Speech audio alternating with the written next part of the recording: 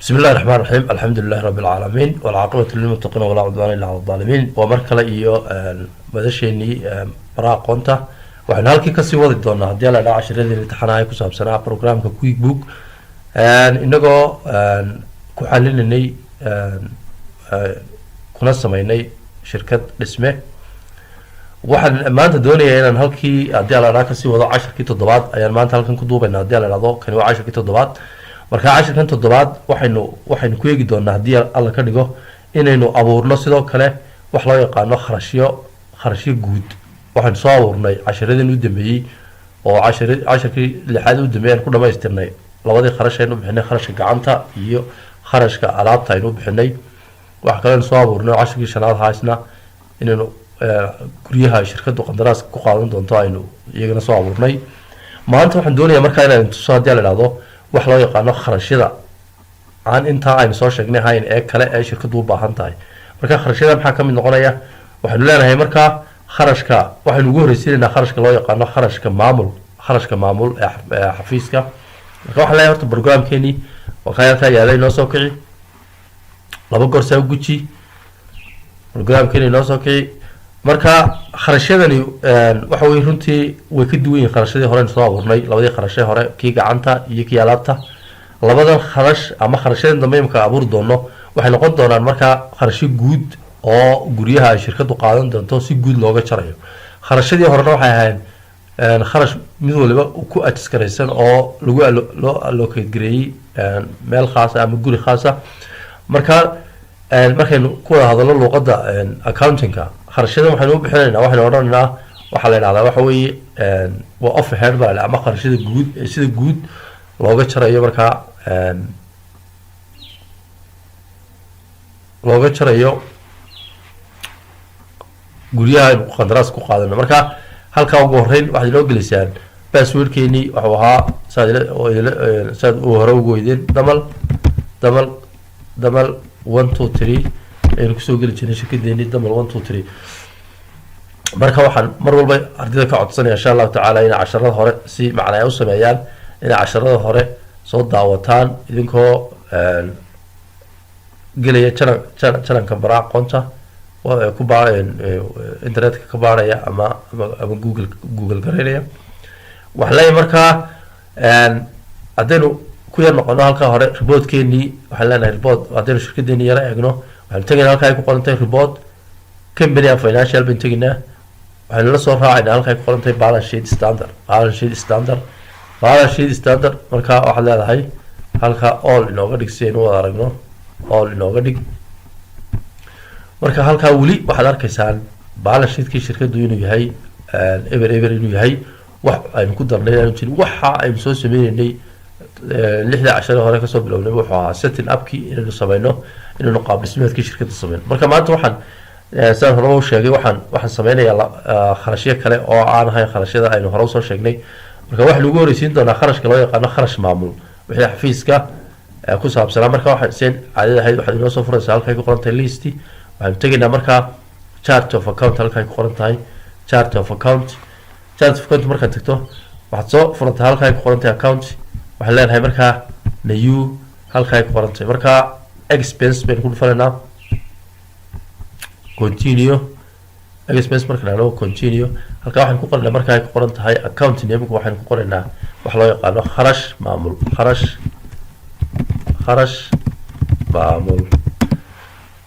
marka kharashka maamulka wixii hoos tagayna waynu sameyn doonaa hadii la marka waxaan leenahay halka waxaad ku dhufanaysaa save and use mid kale oo abuurno waxaan leenahay marka kharashka maamulka laba qaybood aynu ka dhigaynaa kharash loo yaqaano kharashka xafiiska iyo kharashka shaqaalaha labadaas aynu bixinayna kharashka maamul marka waxa weeye wixii xafiisku ku shaqeynayay ee waraaq lahaa ee khad lahaa ee computer lahaa ee stationery guud ahaa ee xafiiska shirkadu ku shaqeyn doona hadii la ilaado iyo qaybta labaad oo ah kharashka mushaharaadka shaqaalaha marka waxaan leenahay waxaynu abuuraynaa waxa la ilaado alaabta xafiiska waxaynu abuuraynaa waxa la ilaado alaabta xafiiska marka alaabta xafiiska waxaynu hoos geenaynaa kharashkii maamul baynu hoos geenaynaa alaabta xafiiska sidoo kale iyadana waxaynu waxaynu sii abuuraynaa waxa la yidhaahdo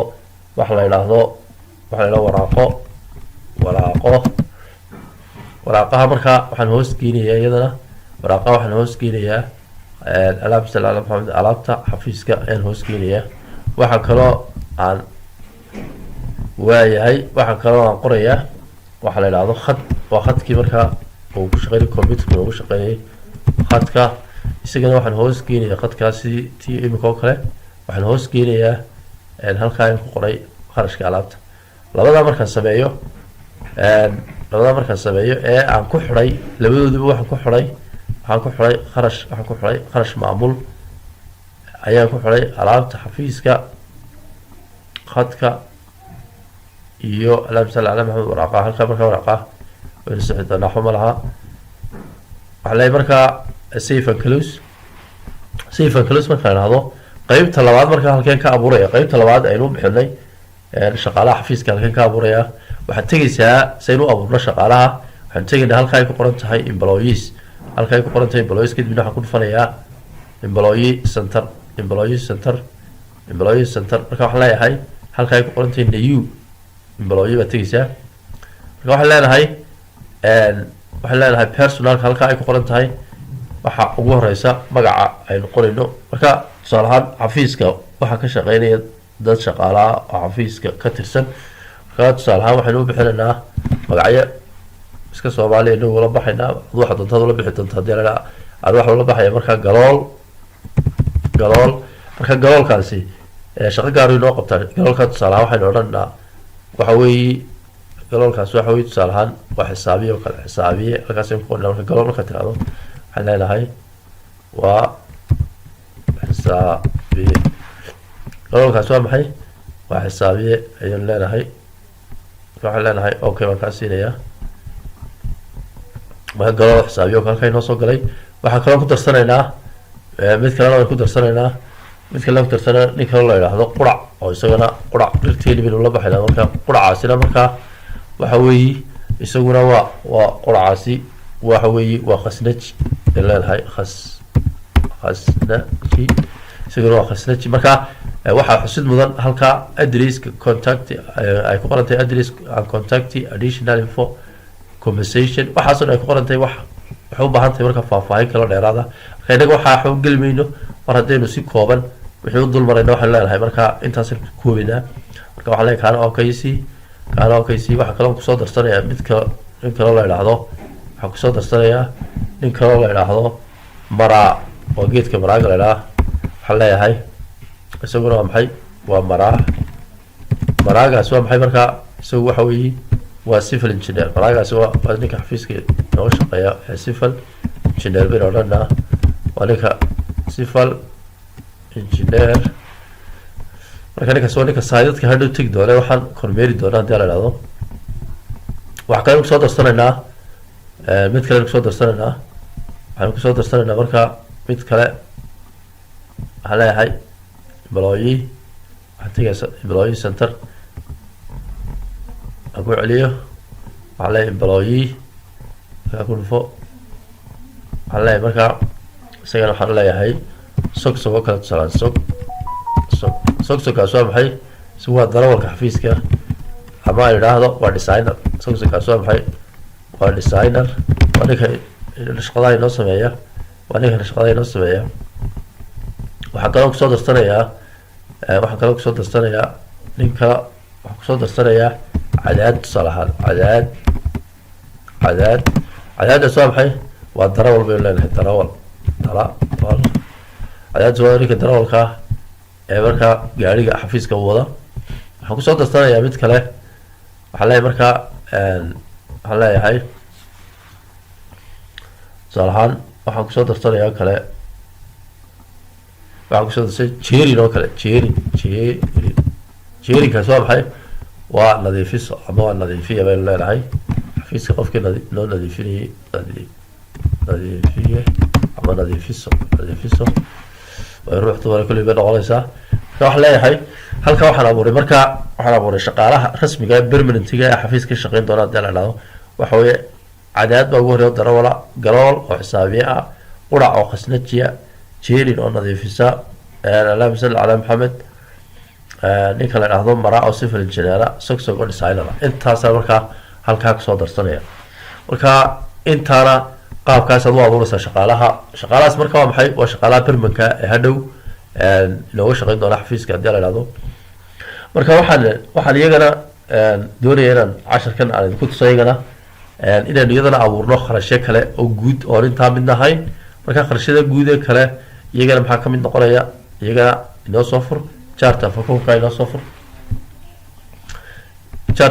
inoo soo fur marka waxaynu abuuraynaa markaa kharashyo kale ama waxa loo yaqaano miscellaneous expenses oo ah iyagu noqonaya kharashyo kale oo aan intaa aynu soo sheegnay mid nahayn marka iyagana waxaynu u bixinaynaa waxaan leenahay kharashyo kale baan leeyahay marka waxaan leeyahay kharashyo kale marka kharashyada kale maxaa kamid noqonaya waan arki doonaa kharashyada kale waxaa kamid noqonaya laydhka macnaha waa maxay waa laydhka xafiiskan isticmaalo laydhkiisa marka laydhka waxaan hoos geenaya halka ay ku qoran tahay sabacount ku dhufanaysaa waxaad hoos geenaysaa kharashyo kale halka ay ku qoran tahay sifan close baan leeyahay waxa kale oo abuuraya biyaha wixii xafiisku biyo u baahay biyaha yara xafiiska iyo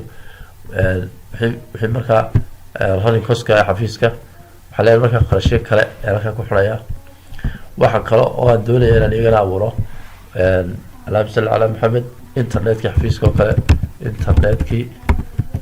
internetka isagana internetkana waxaan hoos geenayaa kharashyo kale baan hoos geenayaa waxaa leeyahay isagana sifan close waxaan qorayaa oo kale kirada guriga xafiiska shirkadda ku shaqeysa kiradiisa kirada guriga macni kirada xafiiska kirada xafiiska shirkadda waa kirada xafiiska isagana waxaan hoos geenayaa kharashyo kale waxaan hoos geenayaa halkaan ku dhidhay kharashyo kale aan qoray ayaan hoos geenayaa kharashyo kale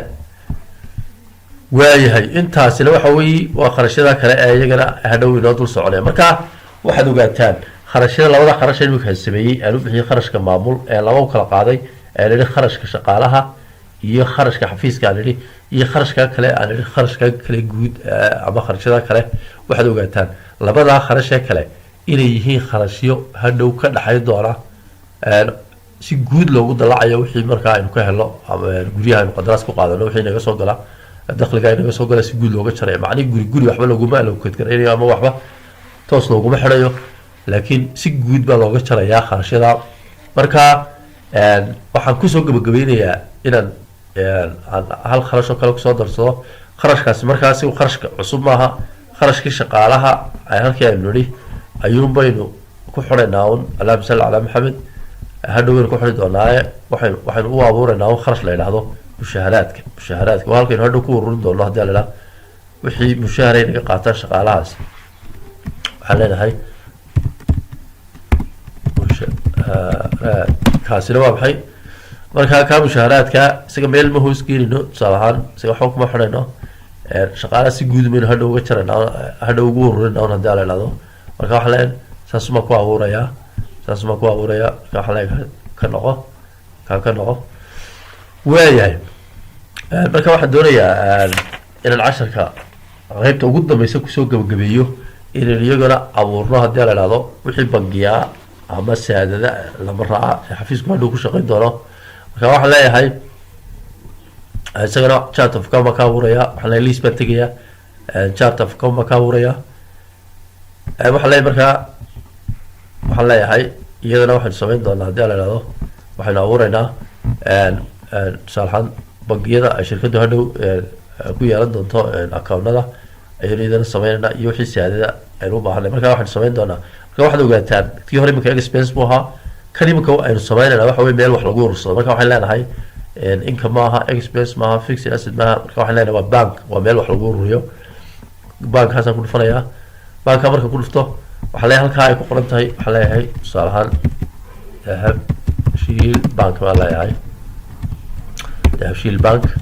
marka dahabshiil bank tusaale ahaan halkaa ay ku qoran tahay bank account ayaa waxaad ku qoraysaa inuu hadhow numberka oo 77ka inoo noqdo kaasaynu ka dhiganaa marka waxaan new baan leeyahay aan sifa new waxaa kaloo inoo sameynayaa